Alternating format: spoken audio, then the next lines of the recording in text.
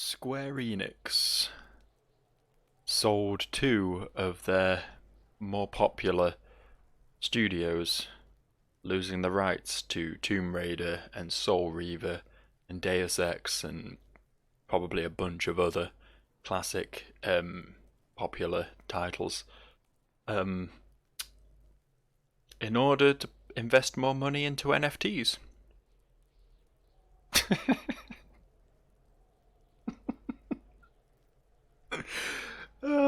Welcome back to Disco Elysium. I've got a skill point to spend.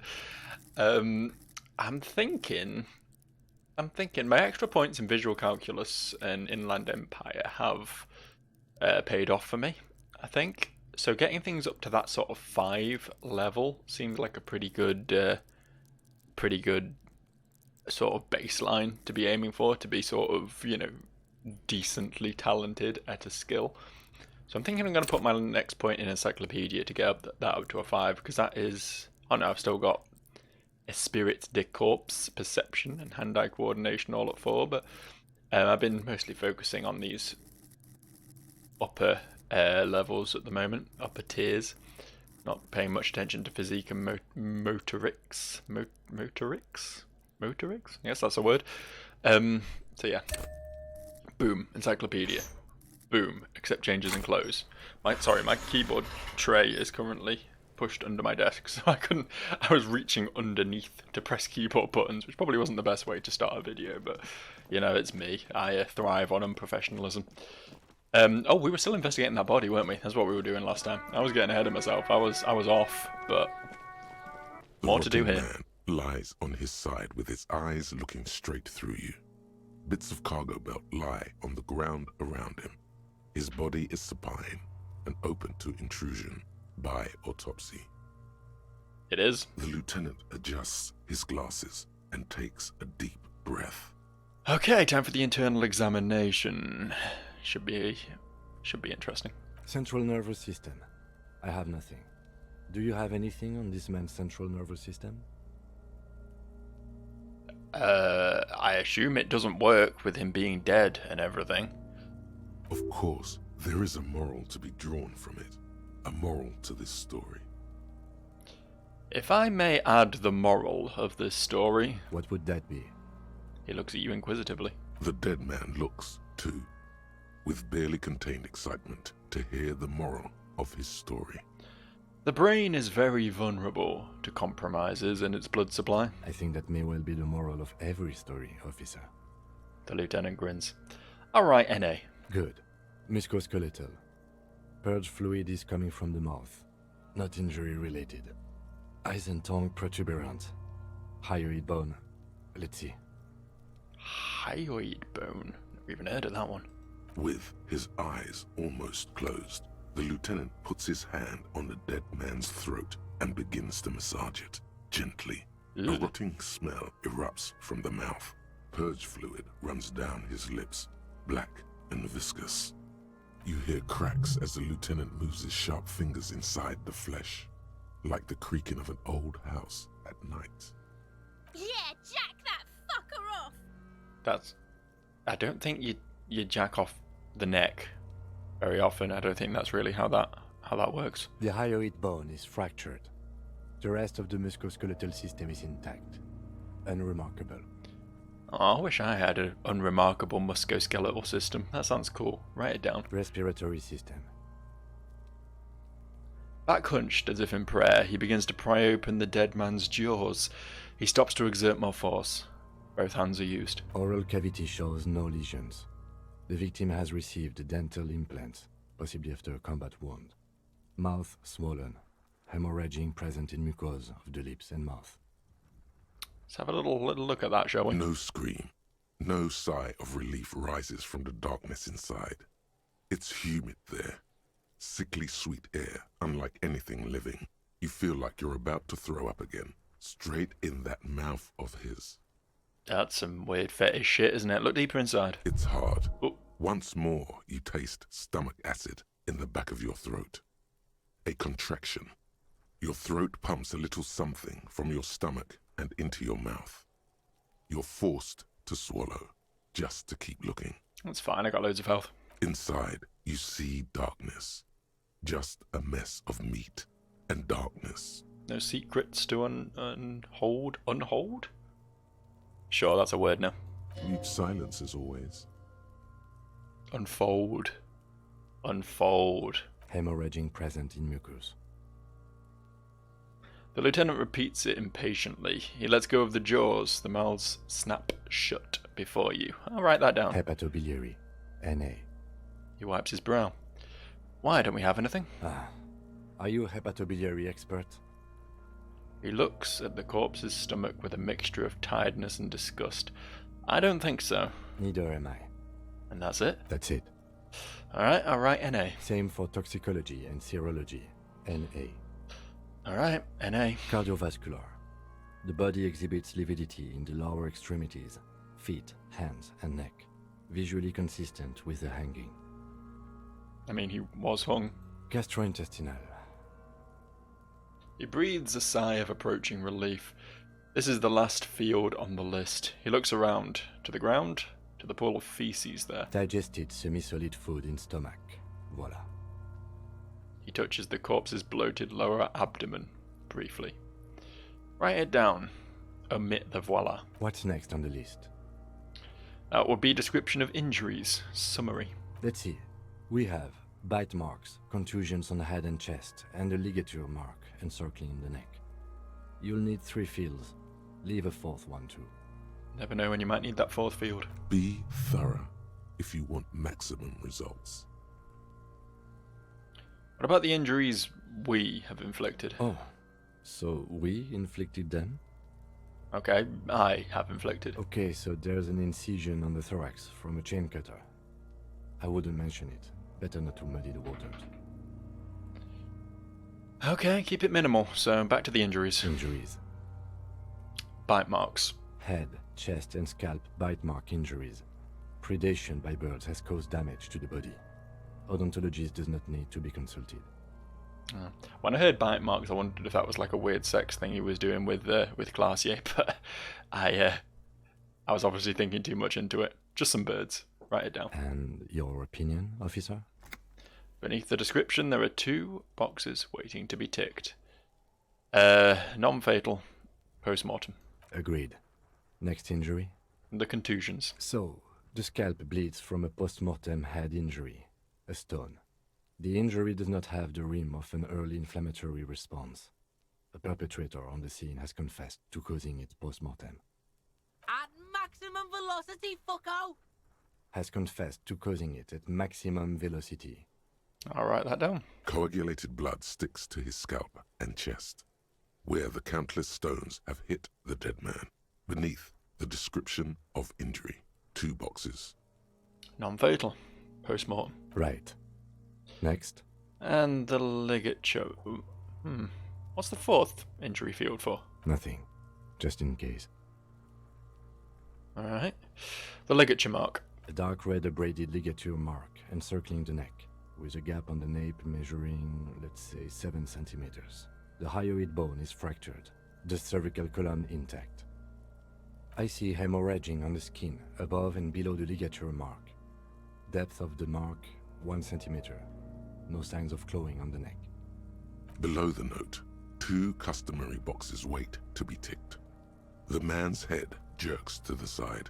The ring around his neck is visible. See, we got a choice now, haven't we? We can toe the line. We can say that he was hung by the Hardy Boys, which is what the Hardy Boys want. After all, we can get ourselves a perpetrator and we can wrap this up nicely. Or we can write down what really happened, which is that the fellow was shot. And we need to then find out who did it. Also puts the Hardy Boys in the clear, when considering the Hardy Boys are kind of dicks. That's not ideal, but, you know, it's the cause of justice and all. Non-fatal. Post-mortem. That's right. No clawing marks on the neck. No signs of struggle on the crime scene. And a witness statement from the perpetrators all confirm. Wound is post-mortem. Treatment. That's it. Field autopsy done, detective. All that remains is to see if the alleged cause of death, the bullet, is truly lodged in his brain. I'll leave that to you, colleague. Or to processing. I won't force you in there. Interesting how we haven't... It said it went through the mouth, right? Is that right? Is that what they said in the previous episode? That he was shot through the mouth and it went into the brain? Which is a hell of a shot, realistically. Weird that hasn't been one of the things to investigate so far, but I guess we're doing that now. Oh yeah, finally. Let's get in there. Seriously, I can just back him and drive him to the morgue anytime you tell me to. No need for heroics, unless you want to. Well, I'm very good at both of these. Let's begin. Tell me, who are you, dead man? I'm gone. Interesting. Interesting. I can see you're gone, but who are you? I'm a joke. Look at me. Nothing funny about you? There is nothing funny about jokes either. Who were you when you were alive? A killer. A motherfucker. And a killer. Hope you don't mean that literally, but I have another question for you. Go ahead, Cobbo. What is happening? What do you mean? I'm talking to you. It's the power of your... Black, frothy liquid starts bubbling on his lips. imagination. Yeah, man! Don't be crazy! Inanimate objects and dead people can't really talk to you. Your wild imagination is doing this. Ask some more of those questions you love so much. He loves those. Why do I love questions so much? Because you're a copperoonie. Look at all of them go. Do you want more questions? Give me a comical amount of questions. Coming right up, copperoonie Rooney. This is getting upbeat now. Who killed you? Love did me in, Brother Copo. It was love all along. Not technically incorrect. Why do I feel like I've forgotten something terrible? Because you have. Can you ask me a question? Sure, Lobo. I can ask you a question. Why are you doing this? What? Looking at my face, motionless. Looking into my eyes, standing here. Why are you investigating my murder? Don't have anything else to do. This case is all I have. I am all you have. Then you truly lost it all, brother. Let the world drag it all away from you. And what it left, you pissed away. And here we are. Enough. Come back later, Corpo. Amuse yourself with my frank manners and my memento mori features. If possible, also, see me in your dreams. I mean, that was pretty different to what it said he said, huh? Fair enough. Let's search the body one more time. Thoroughly. Your arm reaches out and your eyes close, as if by their own volition. It's dark all around. You feel cold, dead flesh through the latex glove. It's right under the palm of your hand. Here we go.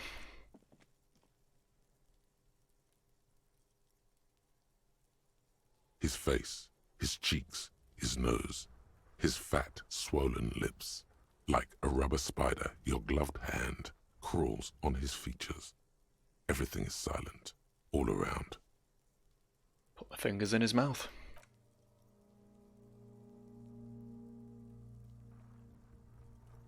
The oral cavity is cold and moist. A ball-like tongue attaches itself to the base of the mouth, lolling around like a scallop. You're on the right track.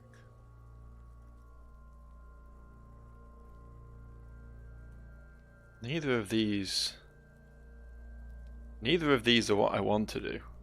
Presumably if the bullet went through the mouth and into the brain, then the bullet hole will be in the roof of the mouth, right? So what the fuck is the point of playing with the tongue? And looking, that's historically not gone super well for our boy Harry. Open your eyes and look. A vision of black and dark red death, pried open by your hands and studded with teeth. Looks like he's laughing. Death fumes rising from his throat. And there, in the back of his mouth, above the bell of the uvula, right in the soft palate, you see a hole, barely visible to the human eye. It is swollen shut, almost vanished. No larger than 0.4 centimeters in radius, the edges appear darkened. Wait for my dog to break the tension there. He's so good at that. Aren't you, Floyd? You're incredible at ruining a moment. None do that better. Continue. An abrasion collar. This is what we're after. Abrasion collar. Abrasion collar. The lieutenant looks in. There's a pen in his hand. His notebook is open at the copy paper. Kuno is silent. Touch it with my finger, gently. A black trickle of liquid runs into his throat from the wound. Put my finger in. Your index fits right in there. A tight tunnel of flesh opens up. Tissue damage. Wide enough for 2 fingers. As you push both in, you reach through his mouth, right into his brainstem. The fuck is happening? Ah, shit, see? Brainstem? Yes, that's what this part is called. A quick feel around. The basal ganglia feels clumpy. The bullet has torn apart his reptilian complex. This man will never sleep again. Never wake. Push deeper. Your yellow fingers slide into the remains of the limbic system. There is no resistance. It's gelatinous. The slug-like structures are damaged too. The tearing extends deep into both hemispheres. The cavity is here. Cut right between the hemispheres. The lieutenant answers with the sound of his pen on paper. Fucking cavity, see? Kuno's voice is hushed. Push deeper.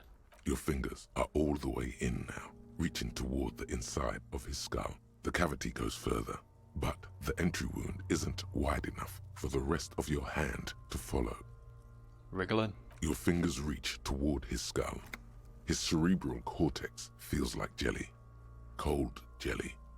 Strange fluid streams down your wrist as you push deeper, until you feel it on the tip of your finger. Sharp, serrated material. The edges cut right into your skin. This must be the bullet. Fish that bad boy out.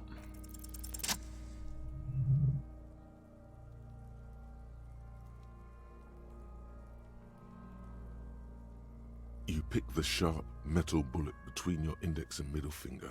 With your face twisting from pain and concentration, all you need to do is just... Slowly pull my fingers out. The inside of the head feels cold and smooth, like a glove. Sweat dripping down your brow. Careful not to lose the prize between your fingers. With a plop, your hand emerges from the mouth, covered in blood up to the wrist. Between your fingers, a small flower, a blossom made of lead. 5 fucking XP for fishing a bullet out of a man's head. I feel cheated, I'm not gonna lie to you. Fucking beautiful! A bullet. The lieutenant puts a small bag marked evidence underneath it. Drop it on in. The bullet falls in the bag, leaving a smattering of blood on the plastic. He raises the bag under his eyes and says, A non-calibre. Rifle. Some kind of brittle alloy. Fractured on impact. Keep it, Lieutenant, as a gift. No, you deserve it. We can log it later. The lieutenant drops the bag in your hand. It feels light. We need to add an item to the injury list. Injury number 4. Oval entry wound with an abrasion collar. Soft palate, back of mouth. Hey look, there was a use for that fourth panel after all. It's almost like we already knew there was a bullet hole to be found. High velocity, temporary cavity in brain tissue, small exit wound on the occiput. How does that sound? Say nothing, just nod. Opinion, fatal injury. This concurs with the Hardy Boys story, and Classier's. And one last thing. We should amend injury number 3, ligament mark. Treatment. It's obvious the Hardy Boys tampered with it. I think I need to wash myself. Oh, you really, really do. I am glad to hear you say that. Your room in the Whirling in Rags should come with a bathroom. Be sure to make use of it in the evening. Or now? Maybe the bullet holds more answers. Yes, we should take a closer look at it. I am certain it has more to tell us. This little thing could reveal much about the weapon that shot it. So what happens next? We bag the corpse and carry him to the holding pen of my kinema. I can transport him to processing myself, but I will be gone for the rest of the day. You'll be gone. What should I do in the meanwhile? Work on the case. Tend to personal matters. Try not to do anything too dangerous. An officer needs backup in a neighborhood like this. I'll leave that choice to you. And one more thing. Great work, detective. After you bag the corpse, Lieutenant Kitsuragi will leave the party until tomorrow morning. You can do side tasks, and even the main case, but it might be more difficult. Plan his exit accordingly. I'm fine with him going now. Let's bag him. Take him away. All right. He takes out a shiny black body bag and starts pulling the plastic cover over the dead man's face. I will need a little help carrying him. You take the hands, I'll take the legs. Bag the corpse, drag it to the motor carriage.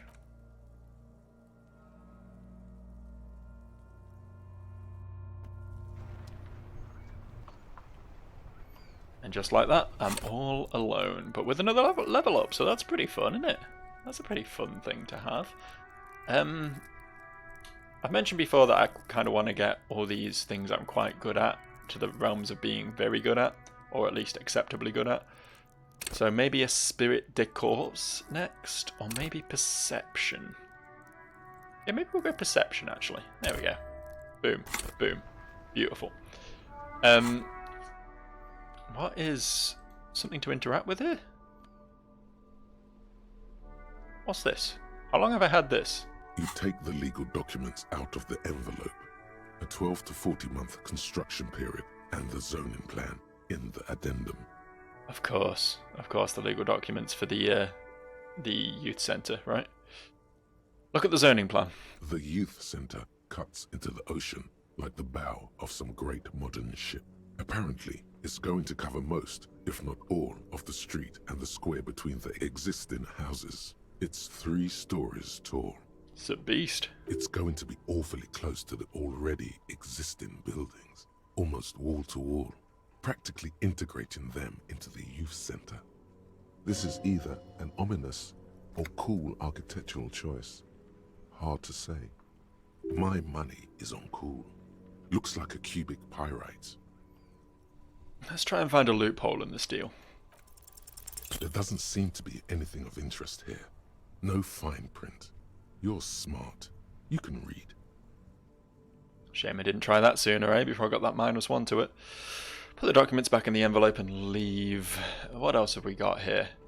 Oh, we can interact with the bullet. The bullet is safely sealed away in a plastic bag bearing the RCM stamp. Kim has filled out the label on the bag with the item number, case number, and date and location the bullet was found. Beside his orderly handwriting, the bullet looks especially sad, like a tiny, shriveled head of cauliflower. What do I do with you, bullet? The squished little thing has no idea. I know. You should find the gun that shot this bullet. It's my friend. I'm gonna start talking to it. It'll keep me company. But bullets don't talk. Yeah, what are you? Crazy? Bullets can't talk. They don't have emotions. A bullet can't keep you company. Guess I'll find the gun that shot it then. That sounds like something a police detective would do. First, you should learn all you can about this little guy. Then find the gun that shot it and the person that gun belongs to. He used it to kill your victim. Neato. Let's have a little inspection then. The jacket of the bullet is made of a yellowish metal. It has blossomed out to reveal a dark grey core. The base of the bullet is close to 5 millimeters in diameter. Let's have a look at that jacket. You can just about make out a few striations near the base of the bullet. Little hairlines, linear. It feels standard. And the core? It's quite destroyed. Some of the fragments are still lodged in the wound. What's interesting about the bullet thus far? Well, I actually know this. Yes, it's as if you've seen bullets before, officer. It's a jacketed bullet close to 5 millimeters in diameter. A jacketed bullet, which would have been shot from a military-grade breech-loading rifle, not from a muzzle loader like those typically found on the streets of Martinaise. It's the second time the word military has come up in regards to this killing now. It's looking increasingly likely that my hypothesis about the sniper man on the team doing his own captaining is a real possibility. Very interesting. You have an unusual military-grade bullet in your hand. Now all you need is to find a gun that could fire it. Let's have a quick feel of the bullet. The squashed bullet has some sharp edges where the jacket has split open. It feels cold, even through the bag. You wouldn't ordinarily have cause to handle jacketed bullets. The citizens' militia uses cast bullets only. Little pebbles of metal loaded from the muzzle, usually in a cartridge. Again, very military sounding. This bullet has nothing more to say, at least until I can improve this a little bit more. Maybe then my next point will go in hand-eye coordination after all. We can interact with the dried maybells as well. 6 crumbling petals rest on your palm. They're white, a bell-shaped crown. Somewhere in central Jamrock, Lieutenant Kitsuragi steps into the public library. Rows of shelves pass on either side. You feel he should be here for this, for in-depth flower analysis. Was he a flower expert? Wasn't aware. Thought cars were more sort of his thing, but I guess a man can like two things. Finally, a map of The wall map Martinaise. features the patchwork grid of the streets of Martinaise, with directions to appropriately touristy locations. Year 48 resides on the upper right corner. Trace a path through the grid. Your finger moves through the various streets, across Rue de Saint-Ghislain and Rue Saint-Sipar, over Saint-Brun and Martinaise North. I really should stop leaving my phone quite so close to my microphone, shouldn't I? I apologise for just making you think you got a notification. Next. Finally, coming to a halt on the spot where you are currently standing, although the map gives no such indication itself. For a more detailed view of the map, go to your journal and select the Map tab. Put the map away. That was quite informative. A little bit of an investigation on a few little things to investigate. So, let's recap. The things we still have outstanding to us right now are A, numero uno, explore and investigate the 3 possible sniper locations, which we can't do until tomorrow when the bridge is repaired or whatever. And B, have a talk with Mr. Smoker on the balcony, which we can't do until tonight. So, I'm sure we could walk around for a while and, chat to some residents, pass some time the old-fashioned way. But, we did find a bench, didn't we? Is this it? Is this the bench? Oh, it's this one specifically, okay. We did find a bench where we can kill a little bit of time. So maybe we'll do that instead. Just get to the interesting part, you know?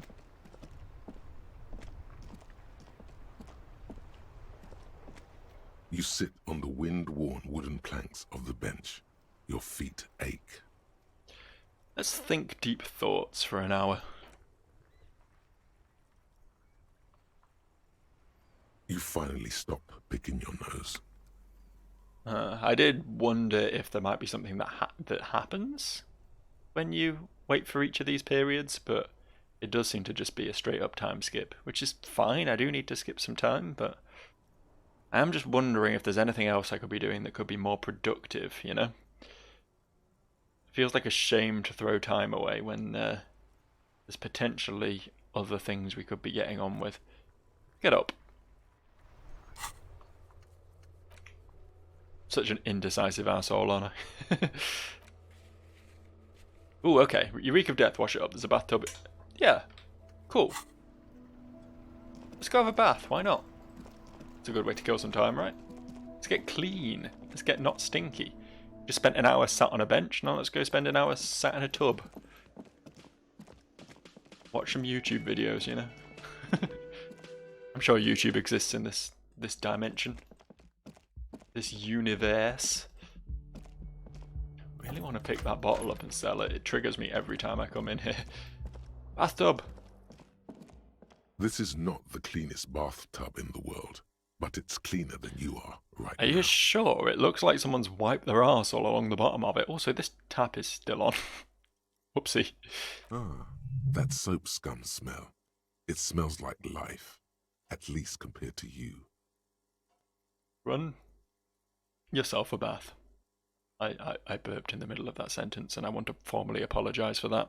I know there's no way I can ever expect the community to forgive me, but I will do my best to move forward in an open and honest way in future, and hope to live up to your expectations. The bathtub slowly fills with water. The water beckons. Undress, close your eyes, and drown yourself. The water is only lukewarm, but still comforting. Like amniotic fluid. A few beer cans are bobbing up and down along your flanks, like sad duckies. Didn't take the fucking beer cans out of the bath first. What the fuck, man? You feel nice and lonely, and so tired. Take the beer cans out, man. Now you are alone with your thoughts in the tub. But it's easier than being alone with your thoughts outside the tub. Let's linger in the tub a little then. Your fingers grow pale and are covered with tiny whirls as the water cools. I want to imagine something. You see the corpse. You can still smell the cadaver on you. Not It's that. going to take more than one bath to get rid of that stench. Then, houses along a narrow street. A video rental. Darkness on the planet's curvature. Sounds like it's about time I got out of the bath. The waterline recedes as you stand. You are cold now. Your clothes stick to your still moist skin. I got 5 experience for finding the murder weapon, sort of, by prying it out of a dead man's brain. And I got 30 experience for taking a bath. If only life was so easy, eh? Can we turn this tap off? No, it's just on permanently. Okay, fair enough, I guess. Also, no, there's got to be a gap here, right? No, there's another... Is it... This is a door. This is a door right here. Is it a shared bathroom with the next... suite? Is that what's going on here? Because it seems very upsetting in that case that this door appears to be broken. Oh, it's here on the floor. I'm blind as fuck. I thought it was like caved inwards this way, but it's this. It's this right here. So yeah, whoever who, to be fair, is Kim at the moment, but whoever is renting this room cannot take a bath in peace without me watching them. That's kind of unfortunate. That bath took no time though. No time passed, right? It was 4 o'clock when I went in, it's 4:03 when I've come out. Who the hell has such a quick bath? Not me, that's for damn sure. Right. Well, I did that. I did that quest. That was fun. I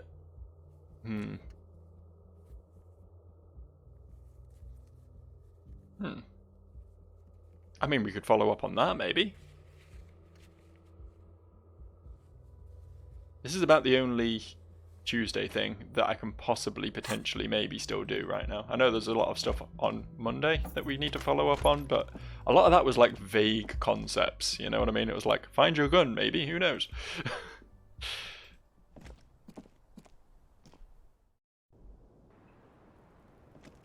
I was just thinking, what a nice day for questions pertaining to a murder investigation.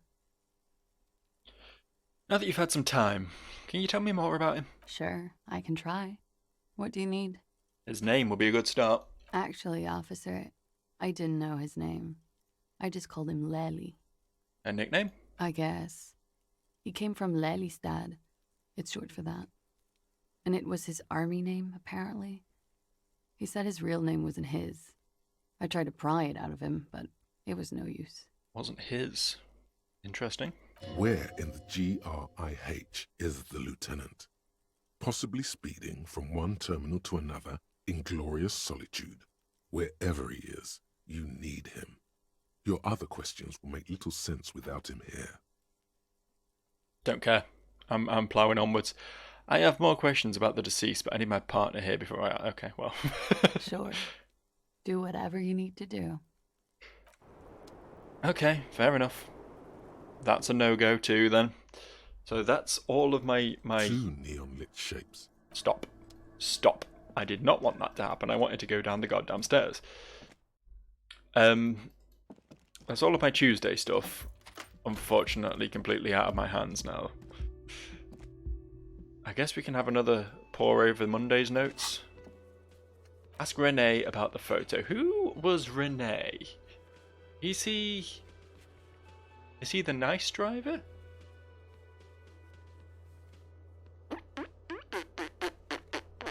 Is he the Frenchman on the who's taking a squat on the railing? I honestly can't remember who Renee is. Find booze and drink it, not doing that one. Being a good boy. Replace the lost boule. Keep my eyes out, I guess. Track down my badge. Seems unlikely. Who put the clothes in the trash? See, Kuno. Kuno probably knows, but I don't think we can get much out of him at the moment, so that's also a nope. Can't get into the secret passage. Can't sing karaoke without the sad song. Isabel and Lillian in the nameless fishing village down the coast to sign Everard's document. Okay, yeah, we're not there at the moment. The special borscht is not something we can really follow up on at the moment. I feel like I've done that, but I guess maybe there's more to be pried out of Joyce. That's a possibility. And then the smoker on the balcony. Okay, yeah, so we've sort of cleared up all bases right now. Sort of. I don't know, is there anything more we can get out of this guy today? Not spoken to him today. The man ponders his cooking utensils and gives you a little nod, acknowledging your presence. Well, Leo said you're friends with Manana. Is that true? The mention of Manana gets his attention. He smiles and delivers a whole slew of unfamiliar words and lively gestures. Then he falls silent again. Manana's the man on the railing. So who was Renee? Okay, now. Wish I had a better memory. What is that borscht you're making there? The man says a couple of sentences in that strange language of his, and then seems to wait for you to speak. I'm pretty sure he asked you a question. He doesn't know your language. You can just say something cool in return. Mercury rising. Borscht need more vodka? Picks up a bottle from the shelf. Vodka borscht! I love it, Bratan! Turn it the fuck up and then ask for some yourself. It's one way of getting a drink, I suppose. Turning it up seems like a dangerous idea, honestly. The place is a powder keg. No. No vodka. Cut it. The cook gives you a long, disappointed look, then turns the stove off and seems to wait for you to speak. I don't think I need anything else. You stay masculine.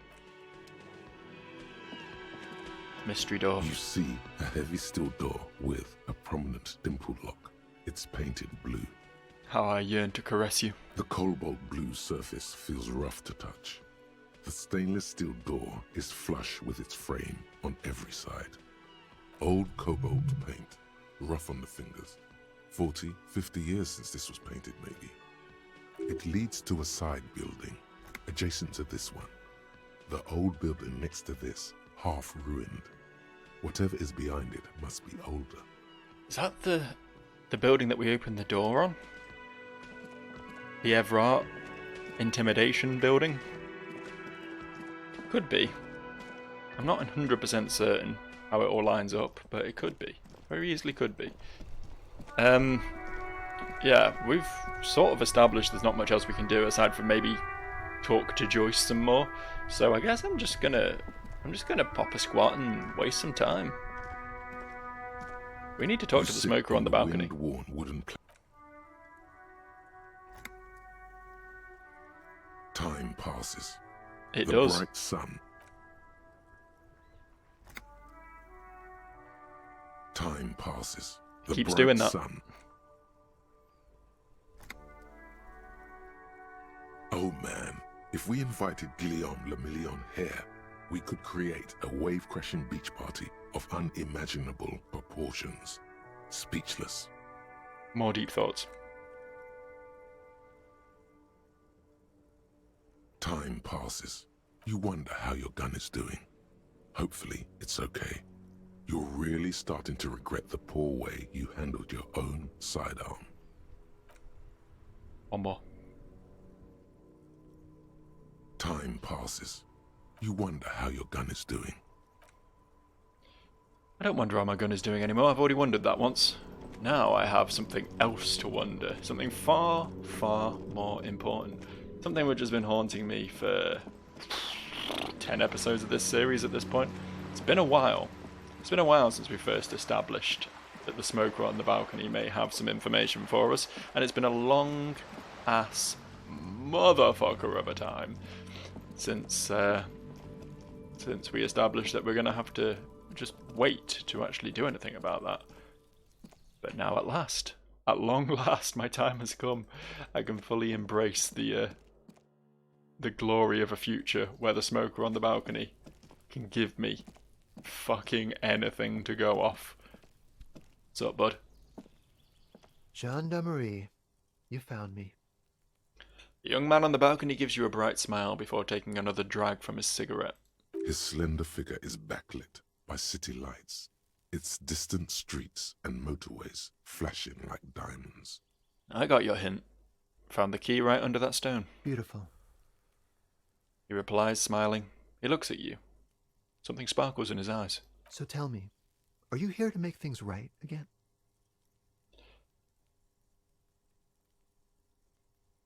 Honestly, I'm just trying not to screw anything up. Beautiful. He says it again. A nearby street lamp casts shadows on his chin, drawing out his slender cheekbones. I have some good news for you. My Sunday friend is visiting me tonight. I told him about you and he'd like to say hello. Step in. He's already waiting.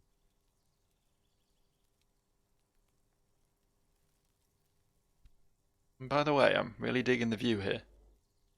Mm-hmm. That's why I chose this place. He looks Martinez away. is special, isn't it? Very well. I'll talk to him. But first I want to talk to you. I have so many questions. That's nice, but I don't have anything to tell you. It's my friend you're looking for, not me. Ah. He takes another drag of his unfiltered cigarette and looks around. It's getting dark and the neighboring windows have lit up, one by one. Downstairs, a cat crosses the yard, disappearing into the bush. Besides, I've got to run. He's going to leave you alone again. That's sad. Something tells you you're never going to talk to an individual this cool or mysterious ever again. Run where? To the city. It's a beautiful night. Only if you promise that we'll talk again. It's important. We'll talk. Just not tonight. Take care, alright? He says with another disarming smile before slipping off into the night. And he's gone again. Looks like it's becoming a theme for him. Maybe so, but he has set us up with a little something extra, which is pretty exciting. Just going to real quickly get that hand-eye coordination point I promised myself. Maybe we'll take another look at that bullet at some point, if I don't forget. But what lies inside, that's the real question. Who is the friend?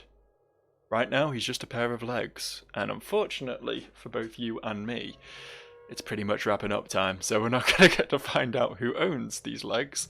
Hey, it could just be like, that's a Yik thing, isn't it? That's a Y2K, the much maligned indie RPG thing, where there's a character that's literally just a pair of legs. And this could be one of those too. But I guess we'll find out next time. I'll see you.